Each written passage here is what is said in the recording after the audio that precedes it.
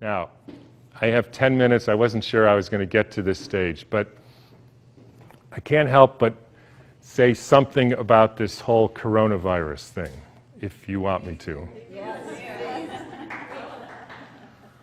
So, again, when you know Steiner, you have the answers to the test, but you have to then figure out the details.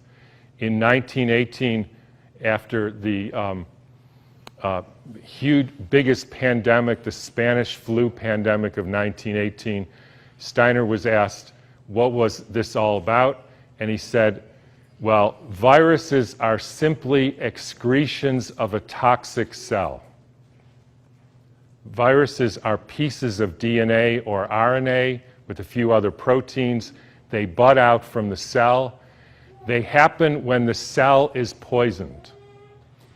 They are not the cause of anything. And the first way I would encourage you to think about this is if you are a famous dolphin doctor, right? And you have been studying dolphins in the Arctic Circle for hundreds of years, or at least a long time, and the dolphins were fine. And then they call you up, Fred, all the dolphins, or a lot of the dolphins, are dying in the Arctic Circle. Can you come and investigate? Right? And you have one question to ask. So, show of hands. How many of you would say, I want to investigate a dolphin to see the genetic makeup of that dolphin? Nobody, because that's stupid. How many of you would say, I want to see if this dolphin and that dolphin has a virus because it might be contagious and that's why all these dolphins are getting sick? That fellow. How many of you would say, excuse my French here, did somebody put some shit in the water here? Like Exxon Valdez? Anybody? Everybody. Because that's what happened. And the cells get poisoned. They try to purify themselves by excreting debris, which we call viruses. If you go to the current theory of viruses called exosomes, and the latest head of the NIH giving a talk on the complexity of viruses, you will see this is perfectly in line with the current thinking on what a virus really is. I had a dramatic example of this when I was growing up. Right outside our house, there was a wetlands, and they were full of frogs, and the frogs kept me up at night, so I taped the windows, and they were, in the spring, they made a big racket. And then over time, the frogs were all gone. How many thinks the frogs had a genetic disease?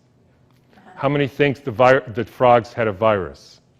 How many think somebody put DDT into the water? That's what happened. Diseases are poisoning. It's one of the reasons why vaccines, so let me skip that for a minute. So what happened in 1918? There was a huge, in every pandemic in the last 150 years, there was a quantum leap in the electrification of the Earth. In 1918, late fall of 1917, there was the introduction of radio waves around the world. Whenever you expose any biological system to a new electromagnetic field, you poison it, you kill some, and the rest go into a kind of suspended animation so that, interestingly, they live a little bit longer and sicker. And then starts in World War II with the next pandemic with the introduction of radar equipment all over the Earth, blanketing the entire Earth in radar fields. First time humans have ever been exposed to that. In 1968, there was the Hong Kong flu, and it was the first time the Earth has a protective layer in the Van Allen belt, which essentially integrates the cosmic fields from the sun and the Earth, from the moon and Jupiter, etc., integrates that and essentially distributes that to the living beings of the Earth. And we put satellites emitting radioactive frequencies in the Van Allen belt. Within 6 months, we had a new viral pandemic. Why viral? Because the people are poisoned, they excrete toxins, they look like viruses. People think it's a flu epidemic. In the 1918 epidemic, the Boston Health Department decided to investigate the contagiousness of this. So they, believe it or not, took hundreds of people with the flu and they sucked the snot out of their nose and injected it into the healthy people who didn't have the flu, and not one time could they make the next person sick. They did this over and over again, and they were not able to demonstrate contagion. They even did it with horses who apparently got the Spanish flu, and they put bags over their head and the horses sneezed in the bag, and they put the bag over the next horse, and not one horse got sick. You can read about this in a book called The Invisible Rainbow by Arthur Furstenberg, who chronicles all the steps in the electrification of the earth and how within 6 months there was a new flu pandemic all over the world.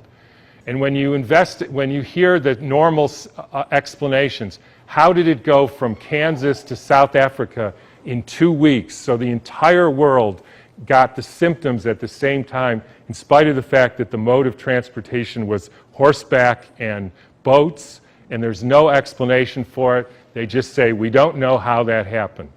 But when you think about it, with these radio waves and other frequencies that some of you have in your pocket and on your wrist, you can send a signal to Japan and it arrives instantaneously. So any of you who don't believe there is an electromagnetic field that communicates globally within seconds just is not paying attention to this. And I will only finish by pointing out that there has been a dramatic and quantum leap in the last 6 months with the electrification of the Earth. And I'm sure a lot of you know what that is. It's called 5G, where they now have 20,000 radiation-emitting satellites, just like the radiation-emitting thing in your pocket and on your wrist and that you use all the time. That is not compatible with health.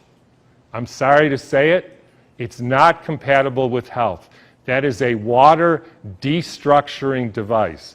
And for any of you who say, yeah, well, we're not electrical beings, we're just physical matter, then don't bother doing an EKG or an EEG or a nerve conduction test, because we are electrical beings and the chemicals are only the byproduct of those electrical impulses. And I'll finish with, anybody want to make one guess as to where the first completely blanketed 5G city in the world was? Exactly. So when you start thinking about this, we are in an existential crisis here, folks, the likes of which humankind has never seen. And I don't want to go all Old Testament prophet on you, but this is something that is unprecedented. The putting of 100,000 satellites in the very blanket of the Earth. And by the way, as I was going to say earlier, this actually has something to do with the vaccine question, and this got brought home to me because about a year ago or so, I had a patient who came in who was totally fine, a surfer and all, and then he works as an electrician putting in Wi-Fi systems for very wealthy people. Electricians have a very high mortality rate, but he was fine. And then he breaks his arm and he gets a metal plate put in his arm. 3 months later, he couldn't get out of bed and was total, heart irregularities, just total collapse. The susceptibility has to do with how much metal you have in your body, as well as the quality of the water in your cells. So if you start injecting aluminum in people, they become receptors for absorbing increased electromagnetic fields, and that is a perfect storm for the kind of deterioration of the species, which is what we're now experiencing. And I'm just going to finish with one more thing, which I like too, is a quote from Rudolf Steiner. And by the way, this was around 1917, so it was a different time. In times when there were no electrical currents, when the air was not swarming with electrical influences, we're talking 1917, it was easier to be human. For this reason, in order to be human at all today, it is necessary to expend much stronger spiritual capacities than was necessary a century ago. So I'll just leave you with whatever you can do to increase your spiritual capacities, because it's really damn hard to be a human being these days. So thanks for listening.